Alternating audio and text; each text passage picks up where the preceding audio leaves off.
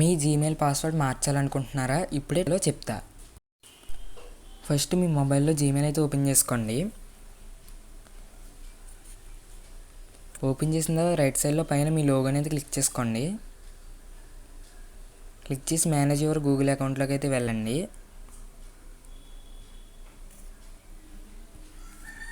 వెళ్ళిన తర్వాత ఇక్కడ మీరు ఇలాగా పైకి అన్నట్టయితే గూగుల్ పాస్వర్డ్ అని చెప్పేసి ఉంటుంది, దీని మీద క్లిక్ చేసుకోండి.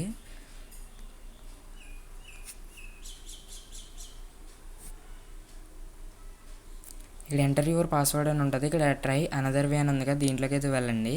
యూజ్ యువర్ పాస్కీని అయితే క్లిక్ అయితే చేసుకుని ఇక్కడ ఒక మీ లాక్ స్క్రీన్ ఉంటే ఓకే, ఒకవేళ లాక్ స్క్రీన్ కానీ మీకు ఏమీ లేకపోతే ఇక్కడ ఏదో ఒక లాక్ స్క్రీన్ అయితే సెట్ అయితే చేసి పెట్టుకోండి. ఇక్కడ మీ లాక్ స్క్రీన్ అయితే అడుగుతుంది, దాన్ని అయితే ఇవ్వండి.